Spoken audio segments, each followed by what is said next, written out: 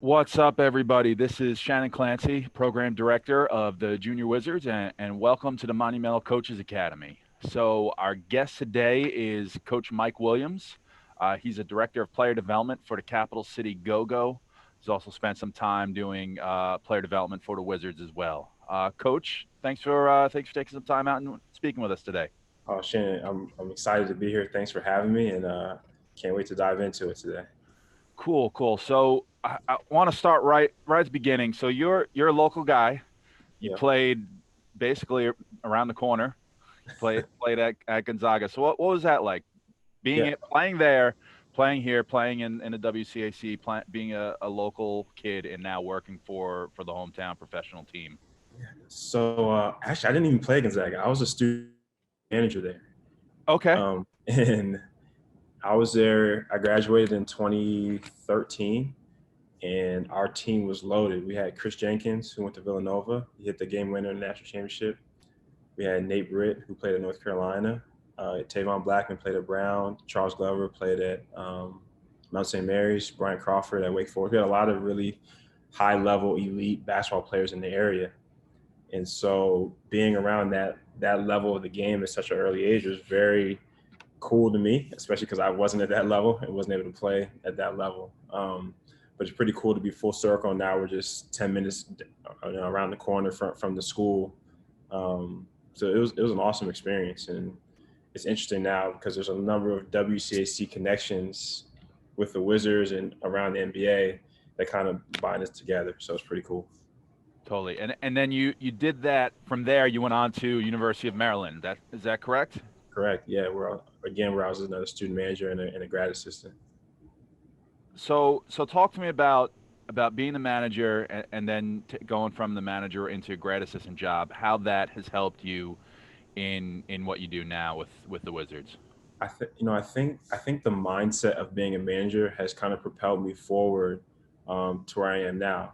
Because as a manager, you're kind of at the bottom of the totem pole.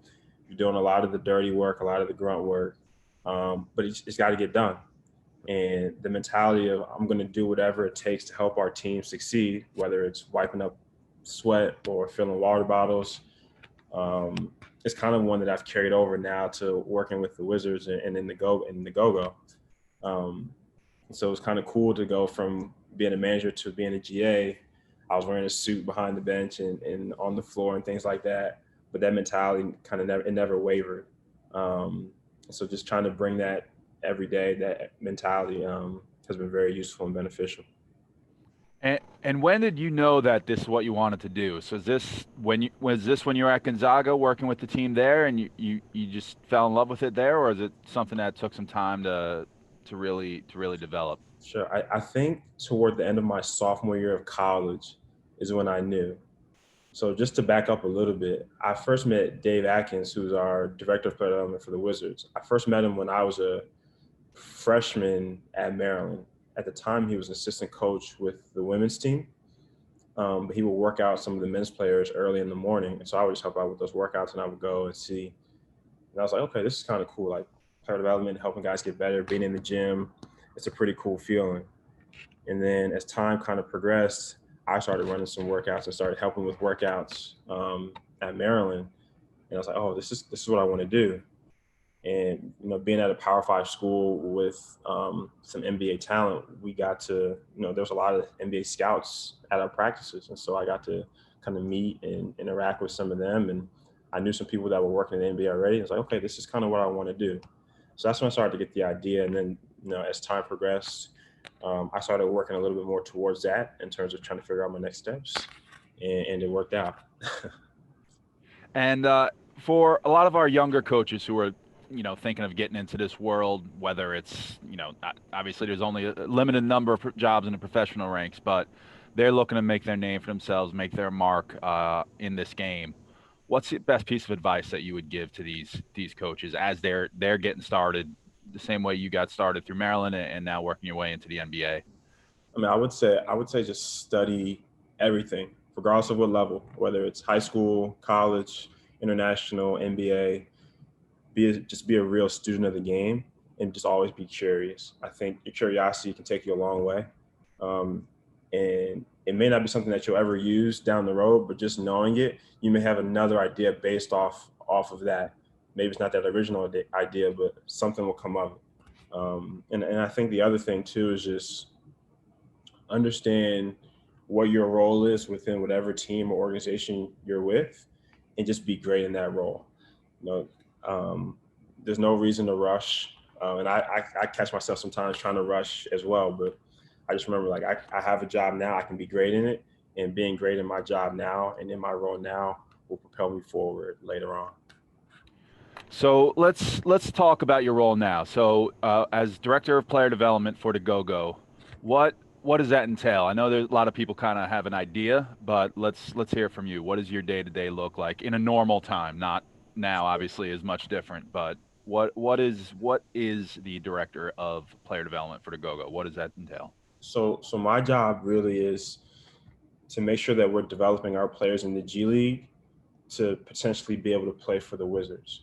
So we develop we develop what these players have to do well in order to succeed in the NBA and help the Wizards out. And so a lot of that is tied to working with Coach Atkins and working with Ryan Richmond and Landon Tatum and trying to figure out what exactly the Wizards need from us and can this player fill one of those needs.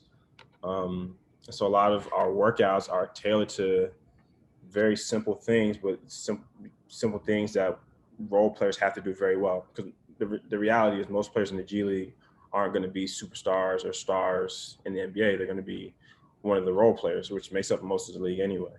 And so where's your niche? What kind of role can you excel at, and try to carve out a spot for yourself in the NBA? And those are the things that we kind of work around. So in our workouts and our practice planning, those are things on a day-to-day basis that we kind of focus on. And how closely is what you guys do? How closely is that tied to what the Wizards are doing? I know you said you have your close relationship and take your cues from Coach Atkins, but is everything based on all right? Whoever's coming through needs to be prepared in case they get the call up or something like that. So how closely are you tied into what the Wizards are doing? Uh, Very, very close. During normal times, I was I was at most of the Wizards pregame meetings. I was at most of their practices when they were at home. So it's very, very intertwined, and it has to be like for this to work. Everybody kind of has to be on the same page. So I was kind of like that liaison back and forth, trying to make sure that everything we were doing was on track with what the Wizards wanted from us and what they were doing.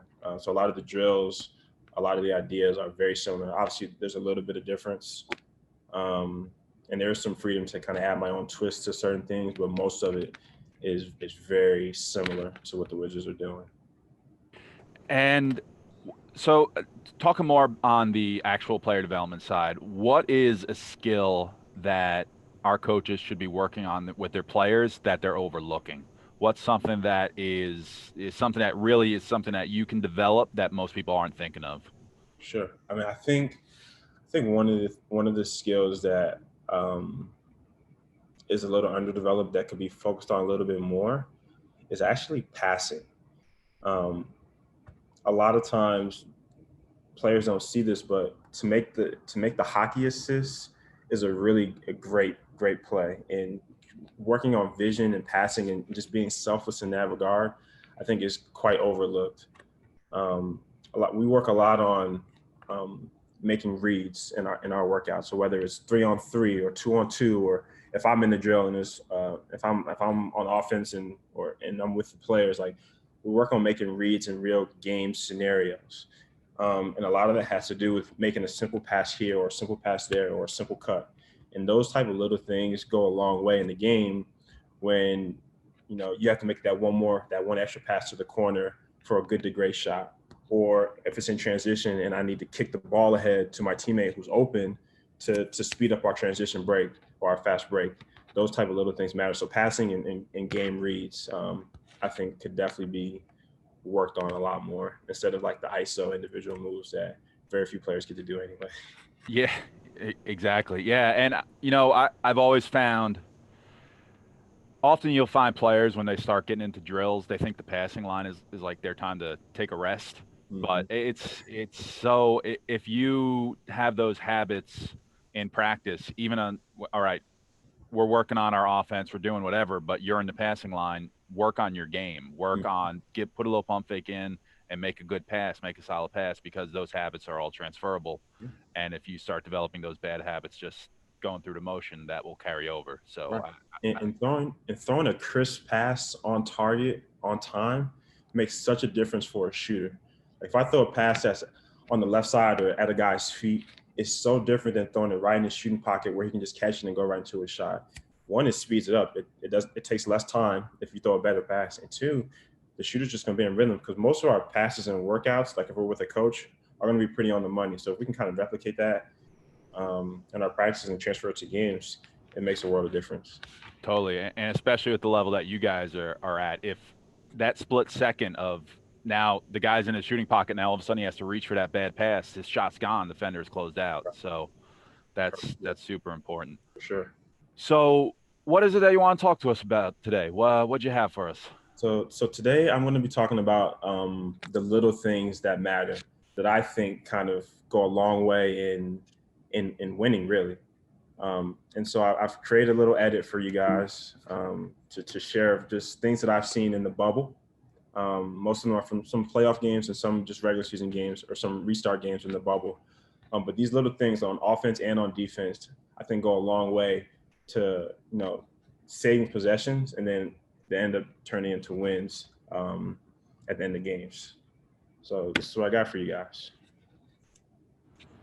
So first, our first possession. This is in the playoffs, Game 3 of Boston versus Toronto in the semifinals.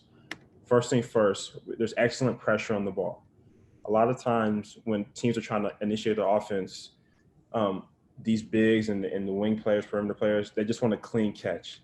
So right now, Daniel Tice is just pressuring Marc Gasol and making it hard for him to see what's going on. He's got his hands active, things like that.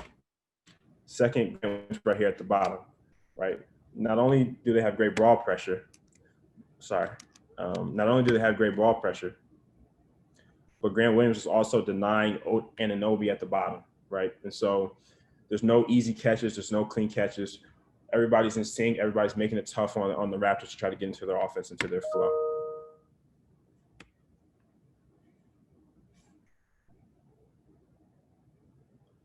From here Eh, now, Kemba Walker's got great. Oh, sorry. Go ahead, Shane. And how can coaches go about, and you might touch on this as we go along, but in their practices, just really emphasizing these little things like, yeah, we're on the ball, you're on the ball defending. Yeah, everyone knows you got to go at it there. But like you said, Tice making it a hard catch instead of just, giving in and letting them catch. What things can coaches do as they go through their practice to really drill home these points? I think a lot of it is breakdown drills. So we like to do a lot of 2-on-2, 3-on-3, 4-on-4 to work on these little like micro skills almost.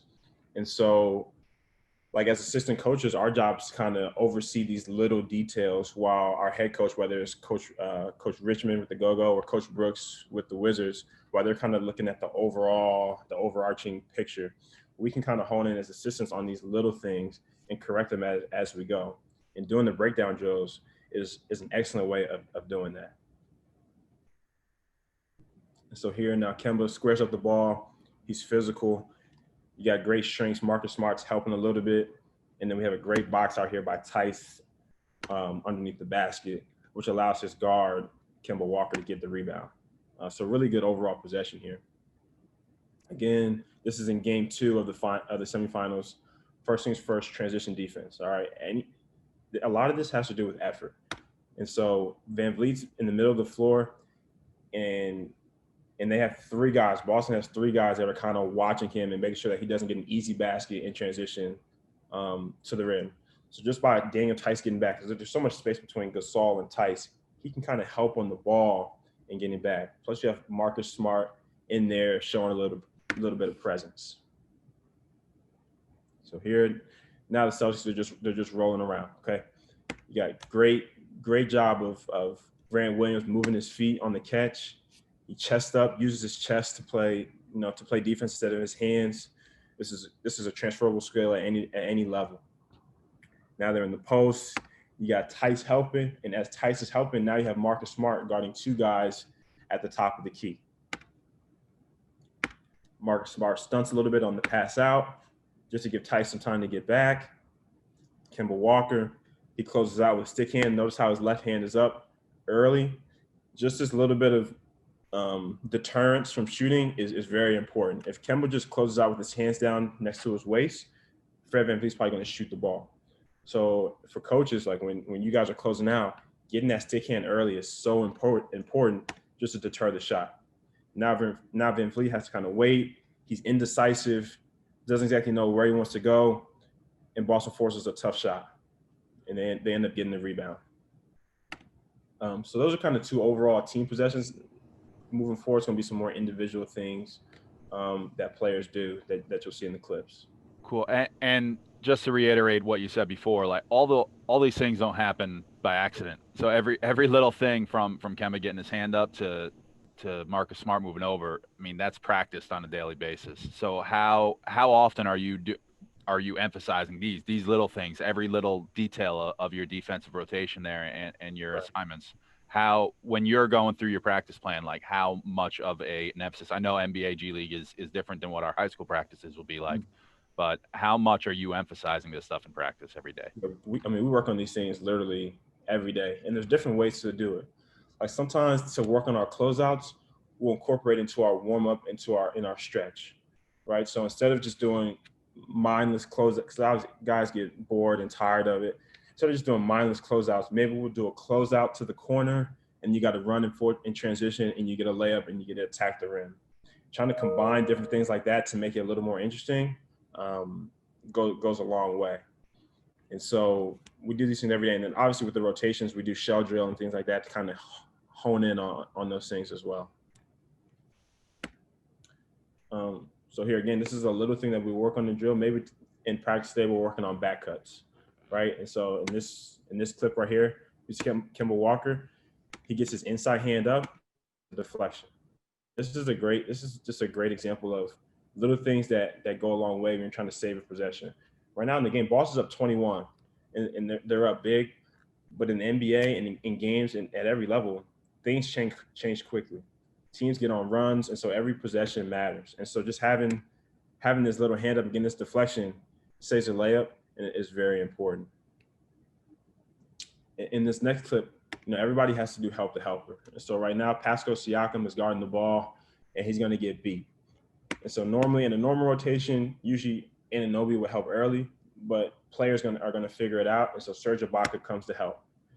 Now, Serge Ibaka helps like this off of Robert Williams, and Anunoby stays in the corner. Robert Williams right here, he's probably going to have a dunk at the rim. But Anunoby sees this and senses it, and he gets inside of there and forces a turnover.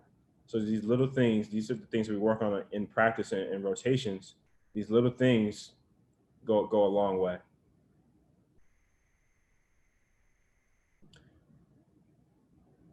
Boom, right here. Okay. A lot of times, and this is at every level, when somebody's coming off a screen and the pass is going to them, the defender guarding the passer has to offer a little bit of help and a little bit of resistance so that the offensive player doesn't have a straight line drive to the rim.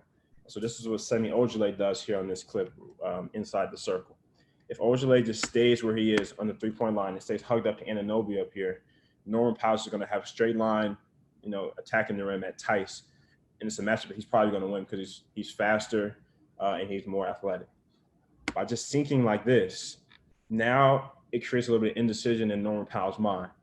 And this is just another little thing. Like if he sees a body, he's less likely to try to attack.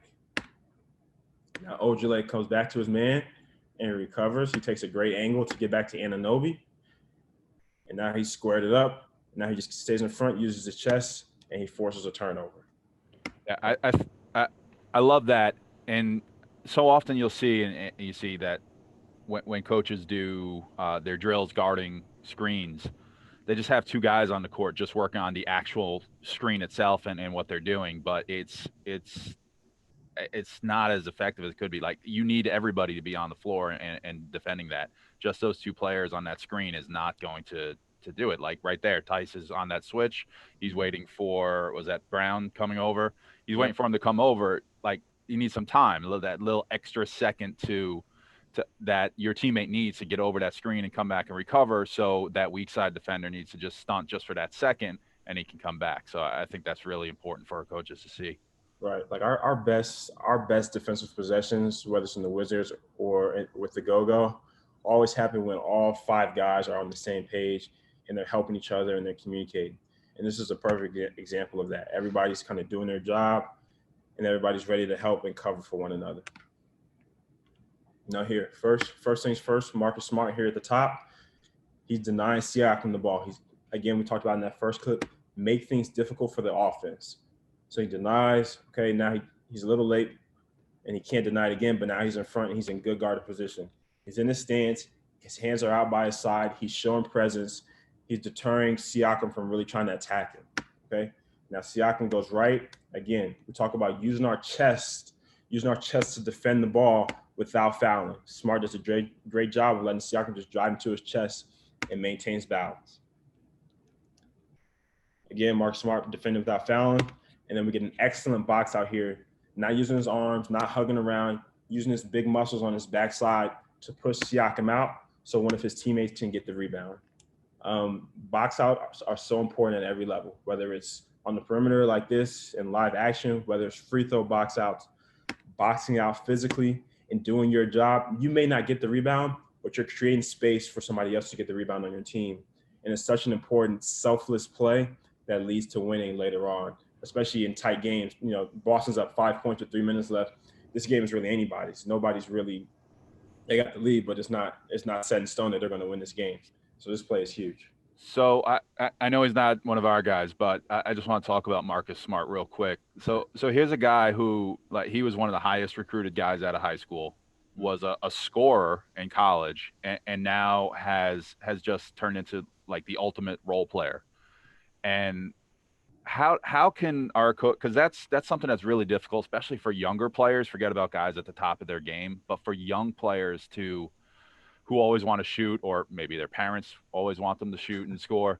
How hard is it, and what can you do as a coach to really get players to buy into accepting a role when, especially when they think they might, they might need a bigger role, they might want a bigger role, but not everybody can shoot the ball 20 times. We need someone to do everything. So what can we do as coaches to really get our players to understand that all five players contribute to the win. Just because you're not at the top of the score sheet every time doesn't mean that you're not as important or that you're not doing something that we need you to do to win. What can we do to really help move that along? Yeah, I think a lot of it comes down to just emphasizing that scoring does not equate to winning.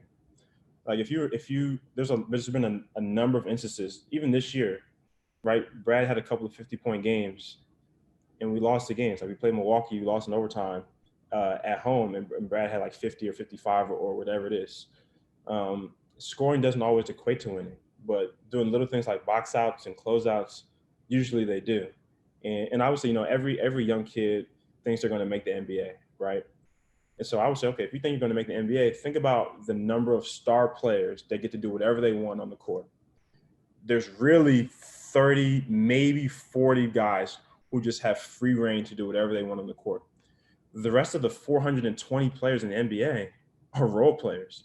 They do one, maybe two things very, very well, and that helps their team win. And so, okay, that's fine. You want to make it to the NBA? Well, most of the NBA are role players. And so what's your role in our team, and how can you be great at that role? Because on a high school team or on an AAU team, whatever, if you excel in your role and do it great, whether you're a great defender or a great passer or a great shooter, and you do that one thing very, very well, it'll get noticed. And once it gets noticed, okay, now a college coach, oh man, I need a shooter. Okay, this kid can shoot, or I need a great defender. And once you're in that then you can kind of continue to expand, right? Do what's going to get you to the next level. And usually that thing is being great at one thing, whether it's defense or passing or shooting, whatever it is. And then you can expand once you get there. But always got to remember what the main thing, like one of the quotes that I always grew up on, my dad told me, keep the main thing the main thing. Whatever your main thing is what you got to do well all the time. And then the other things will kind of take care of itself, and you can work on those things in spurts. I think that was that point about getting noticed. I think is I know we're doing this mostly for coaches, but I'm sure some players are going to be watching as well. And coaches know, like if you're whether it's a top high school you're trying to get to, that AAU team you're trying to make, or a college coach that's trying to recruit you down the line, like they know the game. They see the little things. You're not gonna just go out there if you're just jacking up 30 shots and you're a bad teammate. Like coaches know that, they'll see that, and that's not impressive to anybody. But if you make that extra pass that you talked about earlier, or you go set a good screen, you box out in every play, you give multiple efforts on defense, you're going to separate yourself from the guys who are doing the things that they think is going to get them noticed, because coaches know what they're talking about, they know what they're doing, they know what they need to win. So just being able to do these things really going to help get those players noticed more. Absolutely.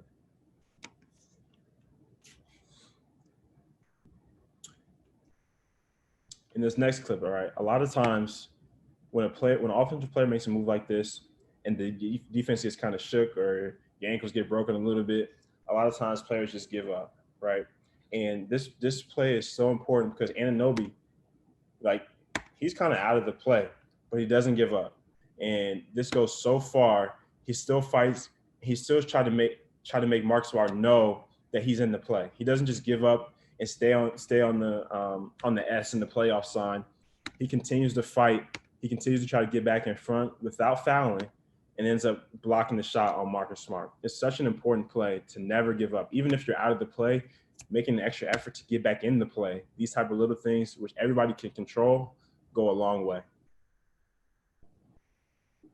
In this game, this is in the Western Conference. All right, right here, Maxi Kleber at the nail. First of all, he's showing great presence. When you're playing really good players and elite scorers, you have to show bodies. Right now, the Clippers have Paul George and they have Kawhi Leonard on the perimeter. Two of the best perimeter scorers in the game. Right, so Kleber's showing presence. So he's showing presence on Paul George. George picks it up, and now when Kleber goes out, his first instinct is to get his hand, not to just run Kawhi Leonard without a plan.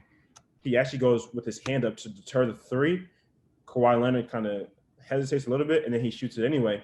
But Kleber's already got his hand up to contest. And contesting is so important in our game to try to deter these guys who shoot the ball so well when they're open. This is a huge play. A lot of what I've been talking about now is activity and energy, and Bam Adebayo in this clip does a great job of showing it. So I'm just going to walk you guys through this clip, and you'll see what I'm talking about. First things first, he's showing on the ball, all right? He's aggressive in the coverage. Kemba Walker, he's forced him to half court. Now they're in a rotation situation. So we talked a little bit earlier about how five guys have to kind of be on a string and communicate and rotate with each other. Everybody's helping. You got Goran Dragic on the bottom, kind of helping on Tice so that Bam has some time to get back. You have Duncan Robinson pulled in a little bit on the strong side. You probably want a little bit close to the corner, but even then he's in good guarding position. Now Bam's back, but Goran gets beat, and so Bam then helps again on Wanamaker on the drive, and then he helps again on another drive and gets a deflection and causes a steal. Energy and effort goes such a long way. Every coach wants guys who play hard, but also you have to have guys who kind of can think the game, and this is where rotations and shell comes into play, because you got to know, okay, if my guy gets beat, I got to go help. And right now, Bam is the next guy to help, so he helps. Now, same thing. Tatum drives baseline. He's still the next guy to help, and he's got to rotate again. And one of the things that he does a great job of, look at his arms. You can see he's got such long arms and huge wingspan. He's deterring Tatum from trying to make a pass. And he has his hands ready to get a deflection, which he ends up getting, and it forces a turnover and the Heat are running in transition going the other direction. Again, pick and roll is so prevalent in our game at every level, I think. And so getting over screens is very important. And to me, for guards, the key to getting over the screen is actually getting closer to your man, closer to the ball. So Kemba does a great job of getting closer. I believe it's CJ McCollum on this clip.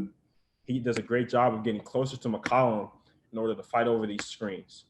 Look how there's very little space between him and McCollum, so he doesn't run into Nurkic. Nurkic is 7 feet, 300 pounds almost. This is a big dude, and Kemba's one of the smaller guards in our league. So just by closing up that gap and getting into McCollum's airspace, it makes it harder for Nurkic to screen him.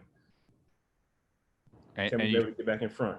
can see, even like you were talking about before, everybody on the weak side on each play, as everyone's moving up there, they're moving too. Everyone's operating together, everyone's moving together, and Exactly. it's all five guarding the ball.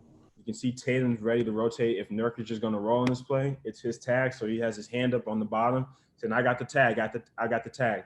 This lets, I believe this is Semi Ojeleye and Marcus Smart know that they got to guard three on the weak side and zone up while Tatum goes to tag. But Nurkic ends up popping. Marcus Smart gives a little bit of stunt, and then Kanter kind of gives a half closeout, but it's enough, and Nurkic misses the shot. So now I have some offensive clips. All right, we talked a little about defense. Now we're going to get a little bit into offense. Okay, spacing is such an important thing. There's no reason. I shouldn't say no reason. There's very few reasons that players should just be running to the ball trying to get it while their teammate has it, right? And so spacing right here on Jaylen Brown, we call space of 30.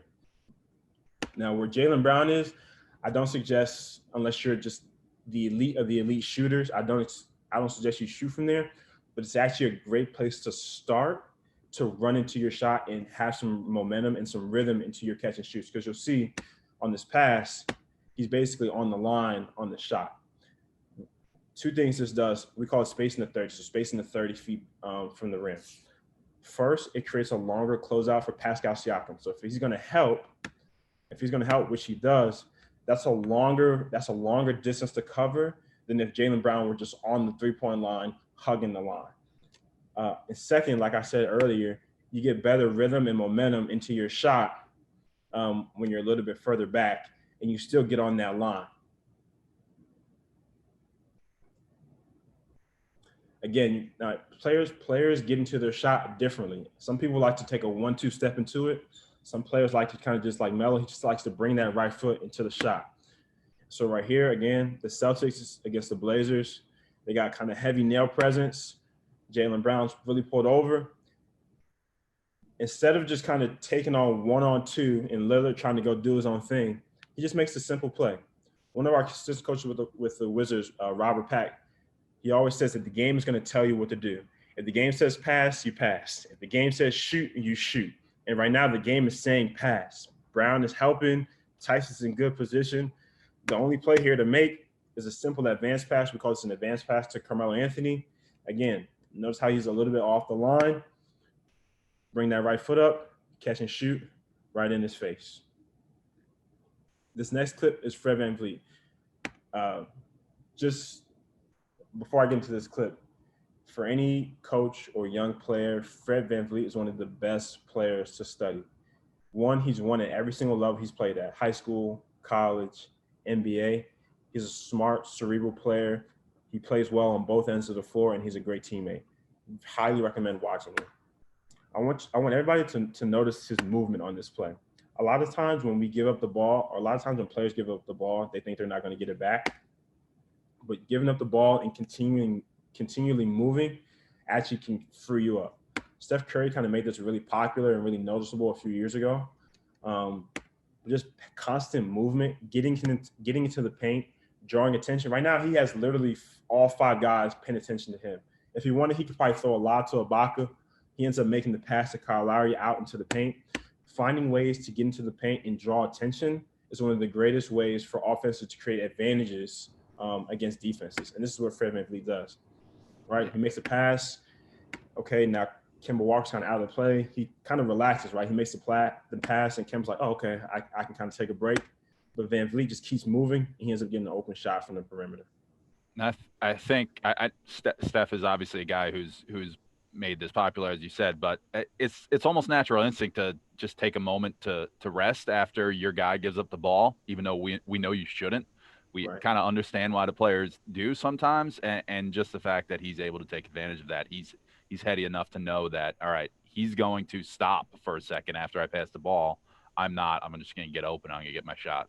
Right. And one way coaches can actually take advantage of this too is screening, right? And so a lot of times if I have the ball and I pass to my man, Shannon, just like you said, my guy's going to relax.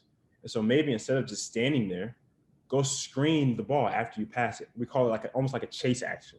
And you go chase your pass instead of screen. Now you're probably going to catch the guy on the ball by surprise, and your man's going to be caught by surprise and probably a little bit late in reacting, and it'll probably create a pretty good driving angle to get into the paint for the guy that you just passed to. So it's one kind of clever way to use passing and kind of just our natural human instinct to create an advantage on offense.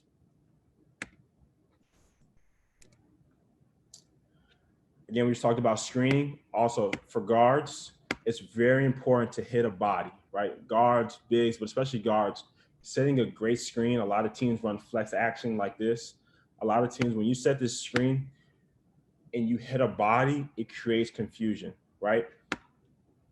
Two guys go with Anunoby, and Tatum kind of realizes that Mark Smart has it, but it's too late. Just that little screen and hitting Tatum and making him not sure of what to do creates an open shot for Kyle Lowry, and he ends up getting the 4-point play. But this screen is so important. Guards can be physical and hit people. Just because you're a guard doesn't mean that you can't be physical off the ball. You can be physical, hit a body like Kyle Lowry does right here, and then pop out to the perimeter and he gets the perimeter and gets the open shot. Again, cutting, all right? Cutting is also one of the things that players can take advantage of and coaches can take advantage of. Now, cutting doesn't always mean that you're going to get the ball and doesn't always mean that you're going to get the shot, but you might free up one of your teammates to get a shot or to get the ball. And this is what Pascal Siakam does at the top of the key here, right? So Kyle Lowry kind of rejects the screen here, and Serge Ibaka pops. Pascal Siakam's cut creates more time for Serge Ibaka to get an open shot. And this is one thing that coaches can kind of use in their offenses to create open shots for their bigs, especially if you have a big who can shoot the ball a little bit. If Pascal Siakam just stays on the perimeter here, Grant Williams is in great position to help and stunt at Serge Ibaka, right? Because there's no movement. He doesn't have to really worry about Siakam. He knows where he is. But by Siakam cutting to the baseline, now Grant Williams is more worried about his man than worrying about stunning on the pick and roll or the pick and pop. And now Ibaka has a pretty open shot from three. Again, I have another clip of cutting, but this is cutting can be very effective. Again, cutting demands a lot of attention right here. Jimmy Butler is inching in a little bit. And right now, Marcus Smart is responsible for tagging this pick and roll. And so now Jimmy Butler, by cutting, he's playing chess, right? He's making Marcus Smart make a decision. Are you going to help him to roll or are you going to help on me? Because whichever one you do, somebody's going to be open. And so he does a great job right here of taking Marcus Smart's attention away from the roll. Now Bam's open, and they get a wide open dunk. Or for other teams, it might be a layup at the rim.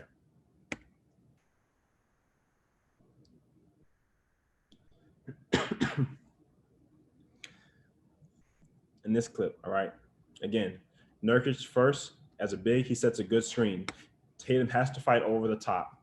Now, I want everybody to just notice Nurkic's first couple of steps out of this pick and roll. Notice how quick he gets out of it, and notice how much attention he draws. Sets a good screen. Now he sprints out of that screen.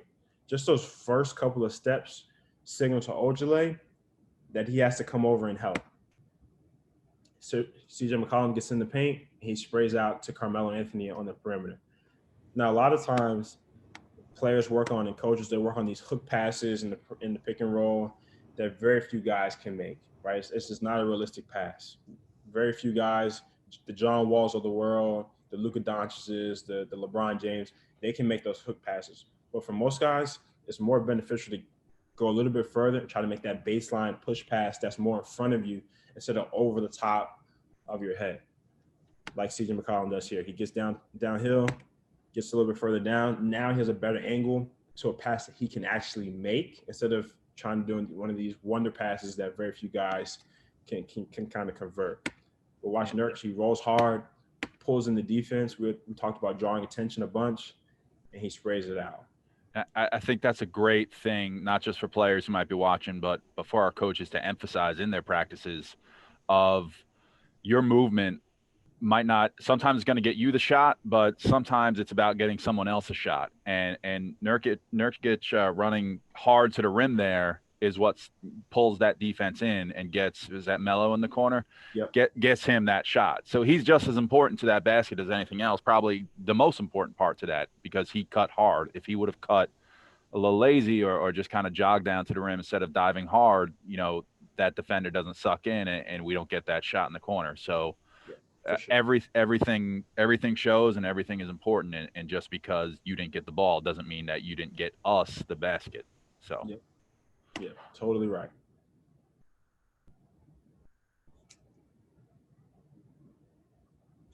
These last two clips, I just want to show some finishing stuff. All right. A lot of times, one of the most important things for getting to the rim and finishing effectively is the angle at which you attack the rim. A lot of guys on offense, they shy away from contact, and Kyle Lowry is one of the best in the NBA, especially for a small guard. But in general, he's one of the best in the NBA at using angles to finish at the rim. So right here, notice how he kind of veers and cuts off Robert Williams, who's 7 feet and probably one of the most athletic bigs in the league. Notice how he cuts off his kind of running angle, and he's able to use the rim as extra protection to finish at the rim. These little things when you're attacking the rim are so important. All right, Kyle Lowry kind of cuts in front of him. He gets an and one call and finishes at the rim. Just coming off with speed, going straight lines makes a world of difference. Again, same thing. Now he's in transition. Kyle Lowry is probably 6'3" on a good day, kind of like a bowling ball body. But Grant Williams is 6'6", 6'5", strong, athletic, plays the four a lot for the Celtics. So you would think that Williams has the advantage. But Kyle Lowry starts his angle into him basically at the free throw line. And you can notice now, instead of just trying to go and challenge him on the left side of the rim and give Williams a shot to block his layup, he cuts in front of him and gets into his body. And now Williams is kind of helpless and defenseless on this play. So when we're working on finishing, coaches are doing workouts. Always try to focus on, I think it's so important, is what angle are your players attacking at? How can they effectively finish at the rim and not let defenders get to their shots? One of the great drills that we do, one of the great drills that we do with the Wizards is we call it resistance finishes. And so what we'll do, we'll start the players on either elbow, and we have a coach on their side or on their shoulder or on their hip. And the first couple of pound dribbles, that offensive player, that player is just kind of getting into our body as a coach, right? So we're leaning, we're kind of pushing against them and they're into the body just to get them ready for the contact. And then whenever the coach says go, now that player has to kind of sever that angle and cut the coach off, cut the defender off, and finish at the rim with any type of finish that they think of. But it's a great drill to kind of get players used to being physical and also understanding angles when they're driving and attacking. I like it. I think if I can do one thing while I'm coaching and doing all this stuff is the one thing I'd like to do is eliminate the layup lines from any practice ever again because Yeah. it does absolutely nothing for your game. And you should really be working on things like you said with coaches putting contact on the player and work on actual game like finishes versus I don't know where we started with these layup lines. Just let's roll the ball out, layup, rebound. It gets you absolutely nothing other than maybe break a sweat a little bit. But Sure. if we can eliminate that and do some more game realistic stuff, I think we'll make the world a better place. Absolutely. Coach, that was great. I think our coaches and even some of the players who might be tuning in are really going to get a lot out of that. So I really appreciate you taking some time out today and thanks for joining us. No, it was awesome to be here. I'm thankful for the opportunity to present and share with other coaches. And hopefully this impacts somebody. If it impacts one person, I'll be more than happy. So Shane, thanks for having me. Absolutely. Thanks for coming on. All right. We'll see everybody next time. Take care.